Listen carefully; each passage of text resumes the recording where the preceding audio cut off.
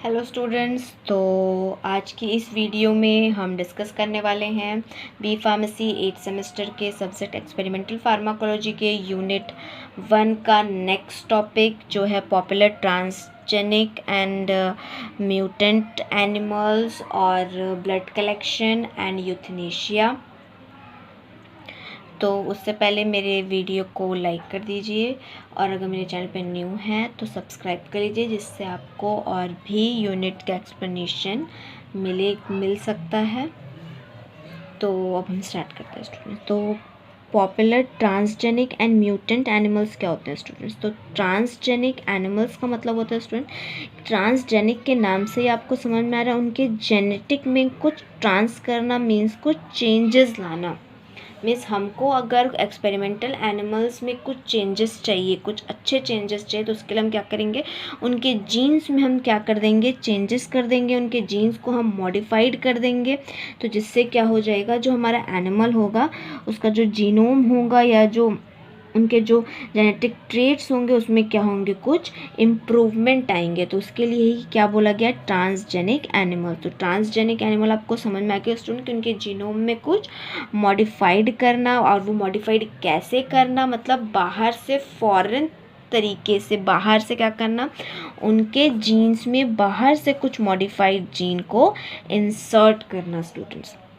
ठीक है, तो मेनली जो होते हैं दो मेथड्स होते हैं जिससे ट्रांसजेनिक एनिमल्स में क्या किया जाता है, मॉडिफाइड जो जीन है वो इंसर्ट किया जाता है। तो फर्स्ट होता है physical transfection, chemical transfection. Physical transfection में क्या किया जाता है, लेबोरेटरी में जीन प्रिपेयर किया जाता है, फिर उसको इंसर्ट किया जाता है डायरेक्टली कहाँ पे, ओवम में। सेकेंड होता है केमिकल ट्रांसफ्रैक्शन। केमिकल ट्रांसफ्रैक्शन में क्या किया जाता है स्टूडेंट, पहले तो जो भी जीन है उसको टारगेट किया जाएगा, फिर उस जीन को पहले बाहर निकाला जाता है, फिर उसको कैल्शियम फॉस्फेट के सॉल्यूशन में पुट करेंगे। उसके बाद पर्टिकुलर जीन को क्या करेंगे, जीन पर्टिकुलर जो डीएनए होगा वो कैल्शियम फॉस्फेट के साथ रिएक्ट करेगा। उसके बाद उसके डीएनए में क्या करेंगे, हमको जो भी मॉडिफिकेशन करना है उस डीएनए मॉडिफिकेशन करेंगे।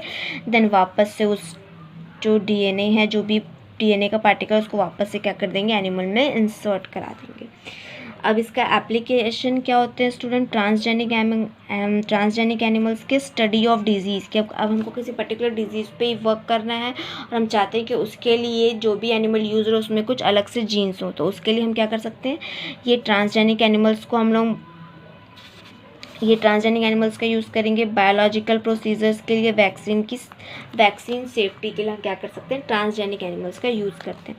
अब म्यूटेंट एनिमल्स क्या होता है स्टूडेंट, म्यूटेंट एनिमल में क्या होता है कि किसी एनिमल्स के जीन में अगर कुछ चेंजेस हो जाता है तो वो होता है म्यूटेंट एनिमल। और ट्रांसजेनिक एनिमल और म्यूटेंट एनिमल ऑलमोस्ट सेम ही लग रहा है सुनने में, बट म्यूटेंट एनिमल में क्या डिफरेंस होता है, ट्रांसजेनिक एनिमल्स में हम लोग क्या कर रहे थे, हम लोग को जो चेंजेस चाहिए था उसके अकॉर्डिंग हम लेबोरेटरी में क्या करते हैं, उस जीन्स में चेंजेस कर रहे थे। बट म्यूटेंट एनिमल्स में ऐसा नहीं है। म्यूटेंट एनिमल में जो जीन में जो चेंजेस होगा वो रैंडम या अपने खुद से ही हो जाएगा, उसमें कोई भी बाहर से लेबोरेटरी में उनके जीन में कोई चेंजेस नहीं होगा।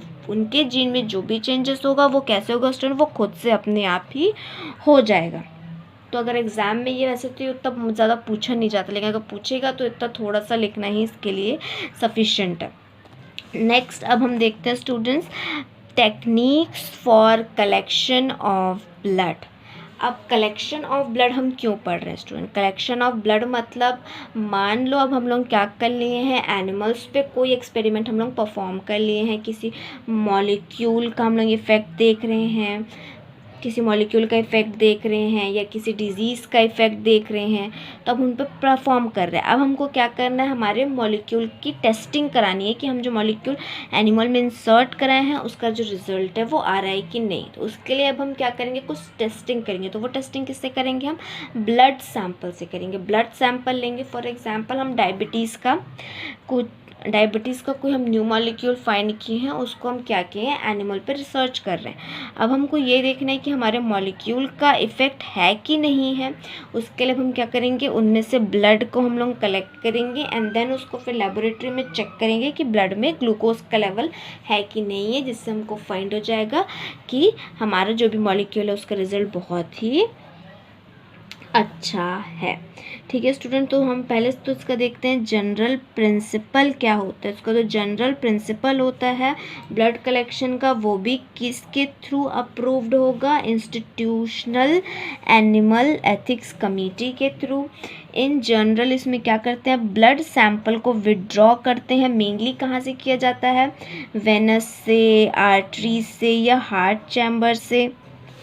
इसमें कैसा होना चाहिए, ये बहुत ही कम या बहुत लीस्ट पेनफुल होना चाहिए, बहुत ज़्यादा पेन एनिमल को नहीं होना चाहिए। ओके स्टूडेंट, तो अभी मैंने जो बताया था, ये जो ब्लड विड्रॉल करते हैं ये क्यों किया जाता है, बायो अवेलेबिलिटी और बायो इक्विवेलेंस स्टडी के लिए। बायो अवेलेबिलिटी मतलब कि हमारा जो भी मॉलिक्यूल है वो ब्लड में कितने अमाउंट में प्रेजेंट है, और ब्लड में कितने अमाउंट में प्रेजेंट है उससे ब्लड में क्या इफेक्ट शो हो रहा है। तो मेनली जो रूट्स होते हैं, कौन कौन से मेनली रूट्स होते हैं, ये साइट होते हैं एनिमल्स में ब्लड कलेक्शन करने के। तो टेल, उनके पूंछ से, मैंडिब्यूलर और Spanish and retro orbital withdrawal, ये सारे स्टूडेंट्स क्या होते हैं, रूट्स होते हैं जहाँ से क्या किया जाता है, ब्लड को विड्रॉ किया जाता है। अब ब्लड विड्रॉल करने से पहले हमको क्या करना चाहिए, कुछ ऐसे फैक्टर्स होते हैं जिसको कंसिडर करना चाहिए ब्लड विड्रॉल करने से पहले।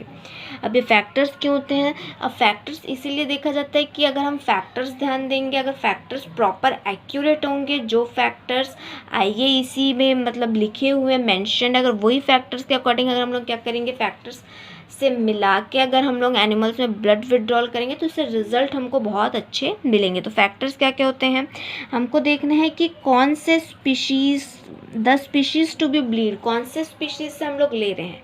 तो इसके लिए हम लोग जो प्रीवियस क्लास में देखे थे, क्या देखे थे हम लोग कि कौन से टाइप के डिजीज़ के लिए या कौन से टाइप के एप्लीकेशन के लिए कौन से टाइप के एनिमल्स का यूज़ होगा। सबसे पहले तो वो देखना है हमको।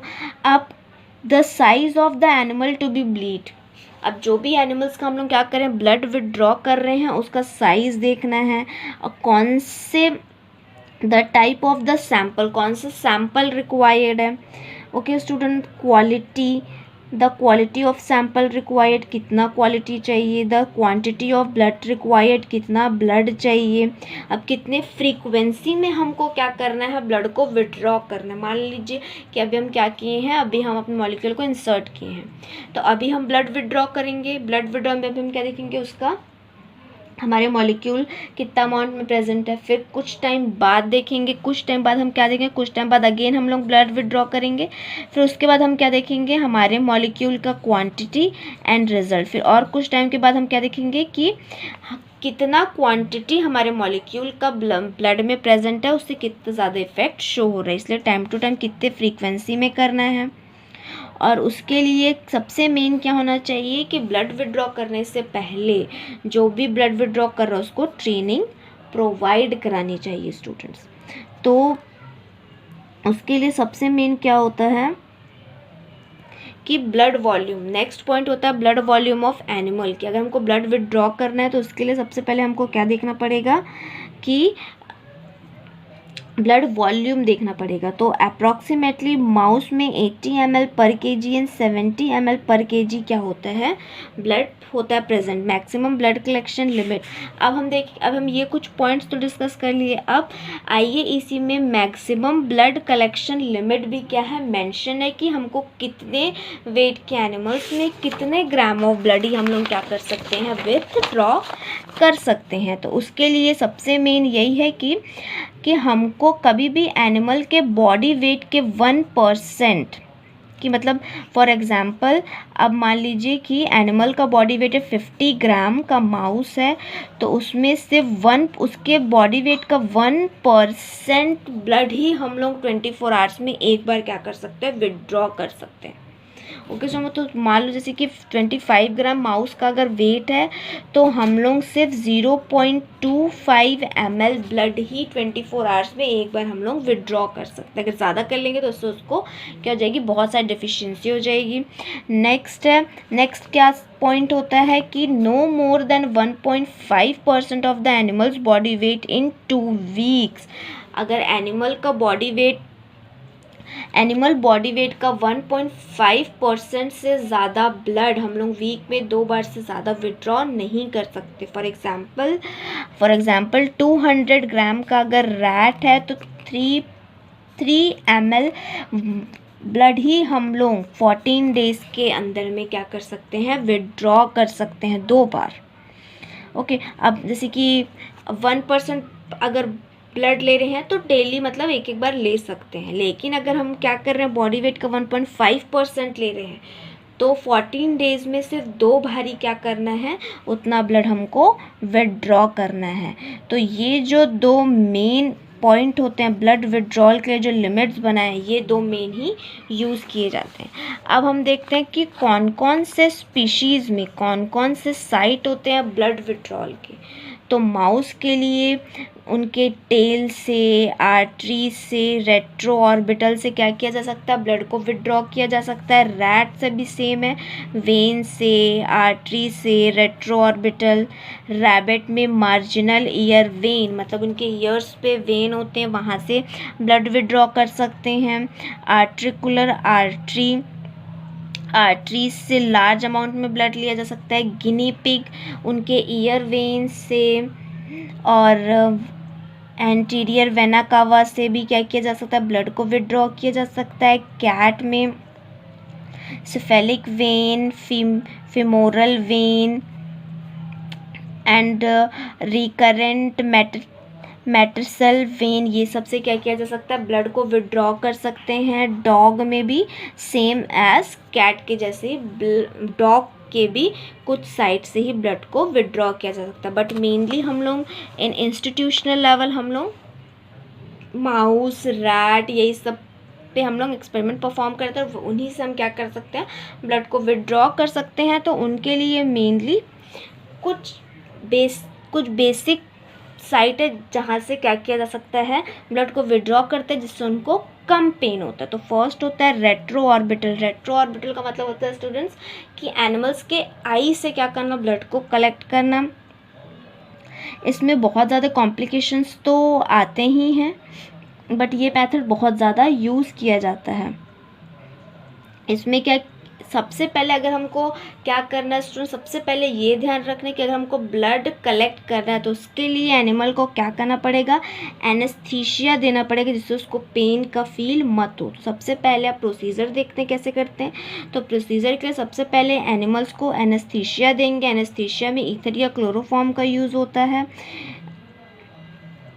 मेनली क्या, इस केस में जब हम लोग रेट्रो ऑर्बिटल से ब्लड को कलेक्ट कर रहे हैं तो उसके लिए मेनली हमको ऑइंटमेंट वाले ही एनेस्थीसिया यूज़ करने हैं। इसलिए सबसे पहले क्या करेंगे, एनेस्थीसिया लगाएंगे, उसको कुछ टाइम के लिए छोड़ देंगे उसको। उसके बाद रेट्रो ऑर्बिटल में पेनेट्रेट करेंगे। पेनेट्रेट करने मतलब निडल को पेनेट्रेट करके वहाँ से क्या करेंगे, ब्लड को बाहर निकालेंगे। और ये ध्यान रखना है कि एक आई से एक ही बार में प्रैक्टिकल परफॉर्म, बार बार उसी आई में बार बार अलग अलग आई चेंज नहीं करना है, क्योंकि एक बार अगर एक आई को डैमेज कर रहे हैं दूसरे को भी करेंगे तो फिर वो प्रॉपर देख नहीं पाएगा। और अगर बार बार ब्लड कलेक्शन करना है तो उसके लिए 24 to 48 आवर्स का गैप होना चाहिए। मेनली अगर बहुत ज़्यादा नेसेसरी है तो 8 आवर का गैप भी आप रख सकते हैं। नेक्स्ट होता है टेल वेन।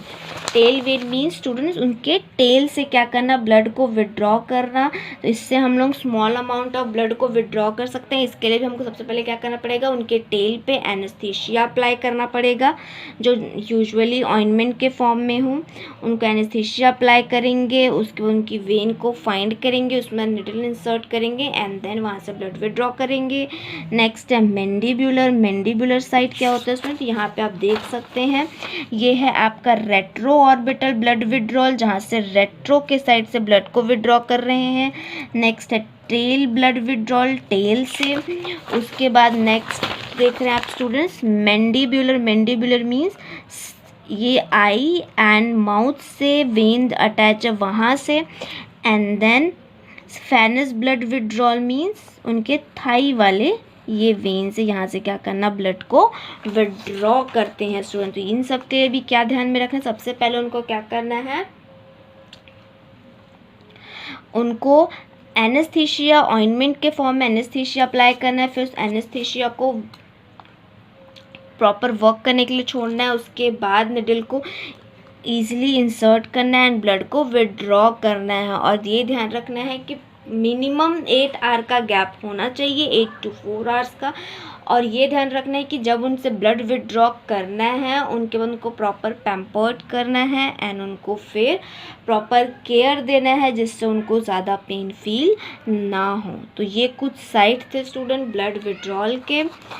अब नेक्स्ट वीडियो में we will discuss about routes of drug administration and euthanasia. तो उसके लिंक आपको आई बटन पे मिल जाएगी। थैंक